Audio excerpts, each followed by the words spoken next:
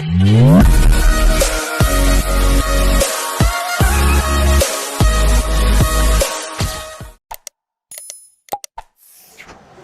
हम पढ़ने जा रहे हैं क्लास 11th का एक बेहद इंपॉर्टेंट टॉपिक जिसका नाम है Dalton's law of partial pressure. ये टॉपिक 12th क्लास में जब आप यूनिट 2 सॉल्यूशन चैप्टर पढ़ेंगे तो वहाँ पर राउल्ट्स लॉ और relative lowering of vapour pressure, depression in freezing point, osmotic pressure, इन सारे टॉपिक को अच्छे से समझने के लिए वहाँ पार्शियल प्रेशर का कॉन्सेप्ट चाहिए जो जॉन डाल्टन के द्वारा दिया गया। क्या है ये कॉन्सेप्ट, पहले एकदम शॉर्ट में आपके माइंड में फिट कर रहे हैं इस एग्जाम्पल के माध्यम से। ये 5 गैसेस सिलेंडर है जिसमें अलग अलग गैस लिया गया है और ये गैस है O2, N2, आर्गन, H2O और CO2। इस दोनों का वाटर वेपर और CO2 वेपर लिया गया है। बट पर ध्यान दिया जाए ये सारे गैस नॉन रिएक्टिंग है, आपस में ये रिएक्शन नहीं करते हैं। तो इन सभी गैस को अलग अलग पहले गैस जार में लिया गया है। इसका अपना अपना पार्शियल प्रेशर का मेजरमेंट किया गया है बैरोमीटर अटैच करके, जिससे कि प्रेशर पता चले। तो यहाँ प्रेशर आप देख पा रहे हैं, सबका अपना अपना प्रेशर है। कितना प्रेशर बता रहा है, यहाँ लिखा हुआ है इतना किलो पास्कल। इन सभी गैस सिलेंडर में जो भी गैस है सबको लेकर एक बड़े से कंटेनर में पलट दिया गया। सबको ओपन करके गैस को इस कंटेनर में पलट दिया गया और तब यहाँ टोटल प्रेशर का मेजरमेंट किया गया। तो ये टोटल प्रेशर आप देख पा रहे हैं इन सभी के सम के इक्वल है। तो परस्पर आपस में रिएक्शन नहीं करने वाले गैसों के मिक्सचर का जो टोटल प्रेशर होता है वो प्रत्येक गैस के पार्शियल प्रेशर के सम के इक्वल होता है। मेन कॉन्सेप्ट यही है कि जब बहुत सारे गैसेस को एक बड़े कंटेनर में मिक्सअप करते हैं तो उस कंटेनर में जो प्रेशर एक्सर्ट होता है सभी गैसों के मिक्सचर का, वो प्रत्येक गैस के पार्शियल प्रेशर के सम के इक्वल होता है। अब इसको हम लोग एकदम सिस्टमेटिक वे में अच्छे से समझने जा रहे हैं, ध्यान दिया जाए।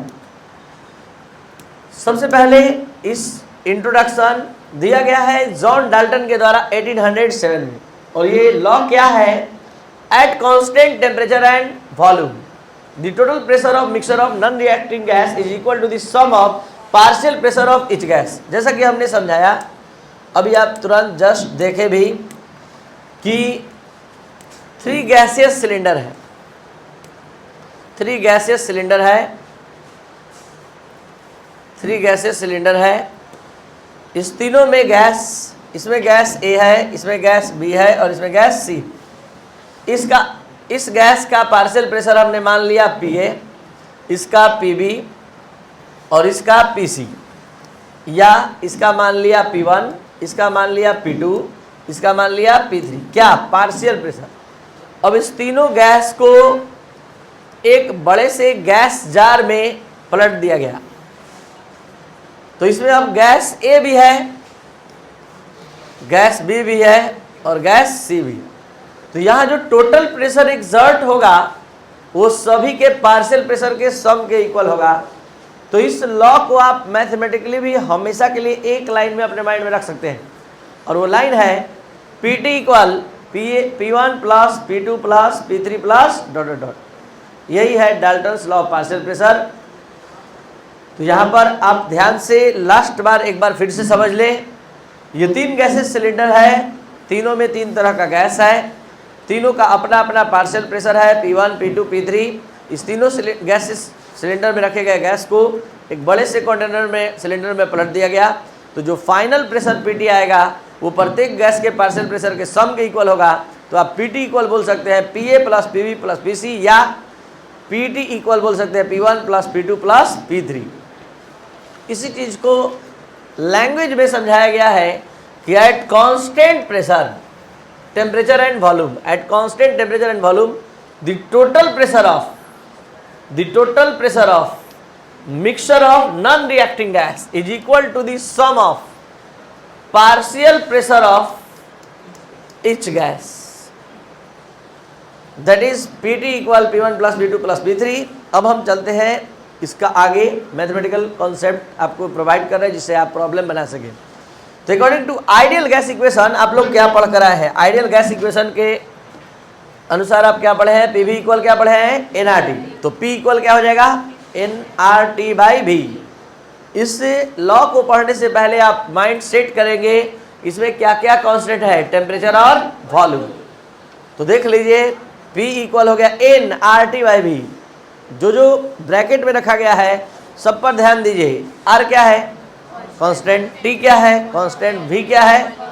तो Dalton's law of partial pressure में जो पार्शियल प्रेशर या टोटल प्रेशर का स्टडी चलता है वो कांस्टेंट टेम्परेचर और वॉल्यूम पर।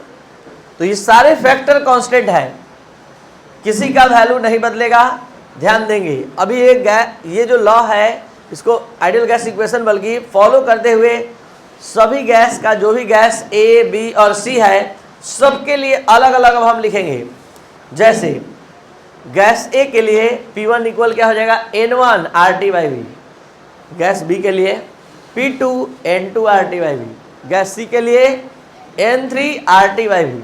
ये है P1 का वैल्यू, ये P2 का, ये P3 का। ये तीनों वैल्यू उठाकर हम रख देंगे इक्वेशन नंबर 1 में। P1 P2 P3 का सारा वैल्यू हम यहाँ फिट करने जा रहे हैं। तो P1 की जगह क्या आ जाएगा? N1 RT by we. P2 की जगह, P3 की जगह। तो अब इसमें कॉमन करने लायक क्या रहा? RT by V. RT by V हमने कॉमन कर लिया तो N1 plus N2 plus N3 plus dot dot dot. तो ये इक्वेशन नंबर हो गया 5। और इससे पहले आपका इक्वेशन नंबर 2 आया था।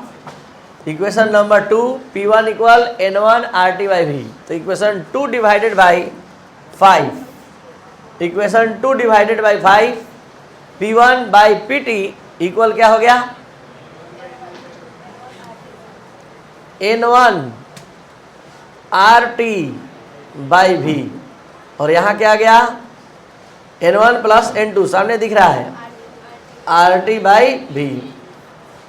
आपके सामने ये कैंसिल होगा, ये कैंसिल होने जा रहा है, ये पूरा कैंसिल। तो क्या आया फाइनल रिजल्ट? फाइनल रिजल्ट क्या आया बताया जाए यहाँ के बाद?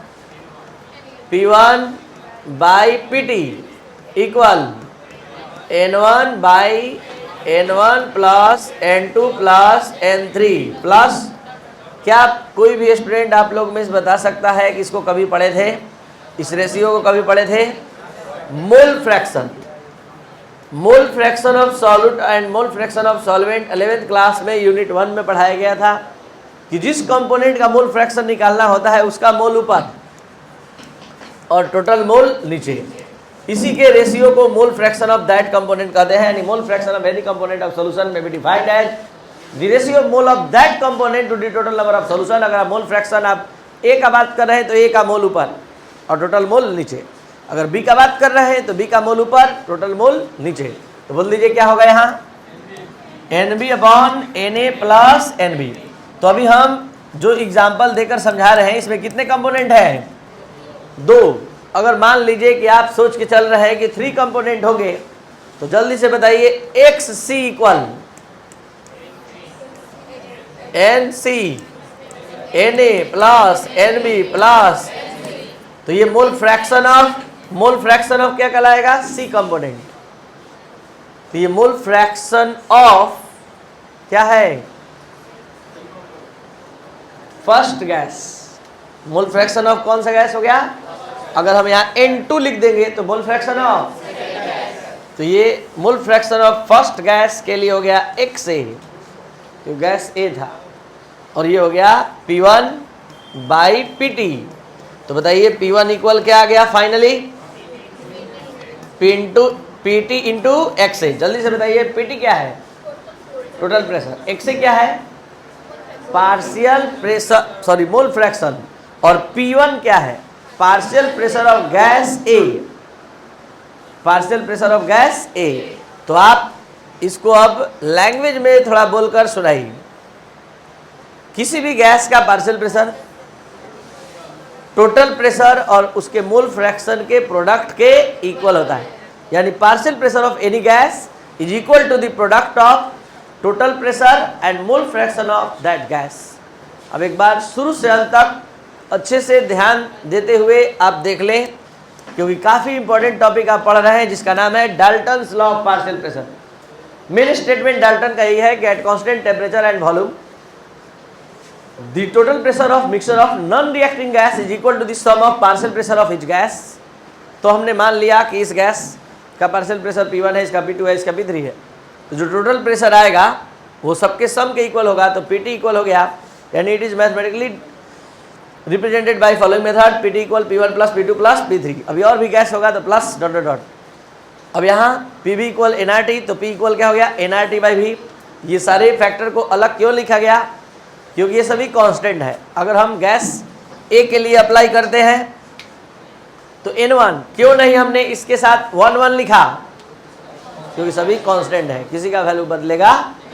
P2 equal N2RT by V, P3 equal P1 P2 P3, तीनों का वैल्यू इक्वेशन 1 में रख दिए और रखने पर आ गया यहाँ P1 की जगह N1RT by V, N2RT by V, N3RT by V, N1 plus N2 plus N3 RT by V common ले लिए। अब इक्वेशन 5 को इक्वेशन 2 से डिवाइड कर दिए, लेफ्ट हैंड साइड को लेफ्ट हैंड साइड से, राइट हैंड साइड को, तो ये कैंसिल। फाइनली हम लोग ये गेट किए, फिर इसके बारे में पता किए कि ये क्या है, तो पता चला कि ये मोल फ्रैक्शन है। और ये किसका मोल फ्रैक्शन है, गैस A का। क्लियर। और अब P1 इक्वल आ गया फाइनल क्या रिजल्ट, तो P1 इक्वल आ गया PTXA, यानी partial pressure of gas A जो होगा वो टोटल प्रेशर और अपने मोल फ्रैक्शन के प्रोडक्ट के मतलब कि इक्वल होगा, यानी partial pressure of any gas is equal to the product of total pressure and mole fraction of that gas. तो ये था आपका आज का class Dalton's law of partial pressure के लिए, जिसमें आपने पढ़ा P1 क्या है, partial pressure of first gas, PT total pressure, XA क्या है, mole fraction of gas A। और जो हम बोल रहे थे कि at constant temperature and volume the partial pressure of any gas is equal to the product of total pressure and its mole fraction. अब हम लोग नेक्स्ट क्लास में इसका प्रॉब्लम बना पाएंगे। जो भी स्टूडेंट इस चैनल पर नए हैं इसको जरूर शेयर और सब्सक्राइब और लाइक करें। Thank you.